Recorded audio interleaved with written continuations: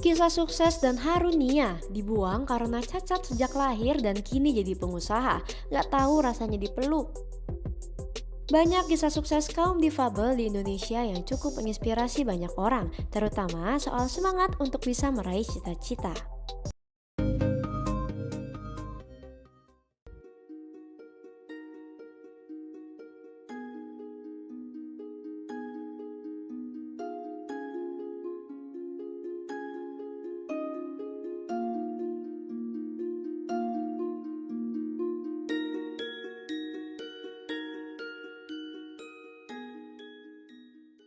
Nubuat ini merujuk pada momen baliknya kaum Yehuda dari Babel ke tanah perjanjian. Yesaya memandang ini sebagai aksi Yahweh Allah Israel yang memulihkan kembali kemasyhuran Sion, berubah total nasib dan keadaan umat Allah.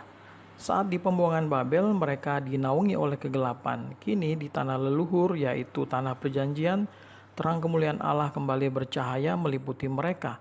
Terang pembebasan ini bercahaya dan mengundang bangsa-bangsa lain untuk melihat Yerusalem dibangun kembali. Kendati belum diketahui kapan dan melalui peristiwa apa janji Allah digenapi, nubuat Yesaya ini mengandung kepastian. Yang jelas ketika umat Tuhan dikembalikan ke Yerusalem, mereka melihat bahwa janji Allah menuju pada penggenapan. Walaupun kota Yerusalem porak-poranda, hal itu tidak mengecewakan, tetapi justru mengingatkan mereka akan kesalahan masa lalu, kekejaman musuh yang menghancurkan hidup mereka. Melalui mulut Yesaya, firman Tuhan itu menguatkan dan meneguhkan iman mereka bahwa masa depan mereka ada di tangan Allah pembebas dan penyelamat umatnya.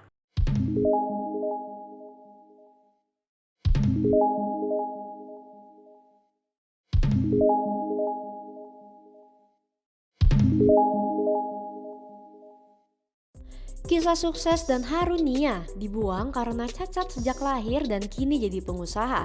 Gak tahu rasanya dipeluk. Banyak kisah sukses kaum difabel di Indonesia yang cukup menginspirasi banyak orang, terutama soal semangat untuk bisa meraih cita-cita. Menjadi kaum difabel memang tak mudah, seperti yang dialami Nia, wanita difabel yang merengkuh kisah sukses dengan penuh air mata sejak dirinya terlahir ke dunia.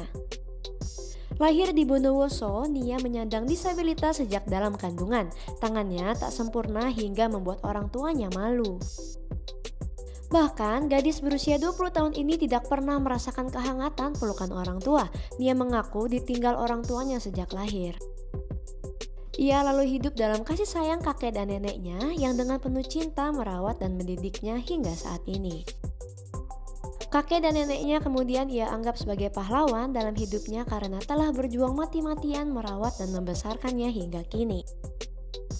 Meski hanya berjualan balon, namun sang kakek berhasil menyekolahkan Niatus hingga ke jenjang SMA. Saat itulah ia mulai merangkai kisah sukses sebagai seorang difabel. Nia mencoba mencari peruntungan lain dengan menjadi pelukis henna tangan keliling. Meski tangannya tak sempurna, namun ia berhasil merangkai henna dengan sangat cantik dan rapi. Berkat ketekunannya itu, Niatus berhasil mengumpulkan pundi-pundi rupiah. Dia juga mencoba berjualan online shop, menjual gambar hasil karyanya, aksesoris, dan lainnya. Di balik perjalanan yang panjang ia lalui, Niatus mengaku banyak menerima ujian hidup. Ia kerap direndahkan, diejek, hingga dijauhkan oleh teman-teman. Niatus mulai dikenal banyak orang usai salah satu video TikToknya FYP, hingga ditonton lebih dari 20 juta kali tayangan.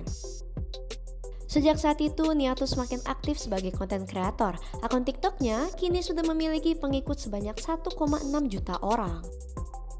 Tidak lama setelah itu, rezeki Niatus datang tanpa henti. Ia mendapatkan beasiswa di Universitas PGRI Semarang, semua ini dibiayai gratis.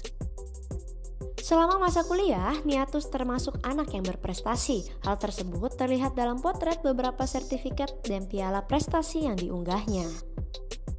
Dalam perjalanan hidup, Niatus bertemu banyak orang, salah satunya yang ia sebut sebagai Ayah Mansuri. Sosok pria ini dianggap sebagai ayah kandungnya.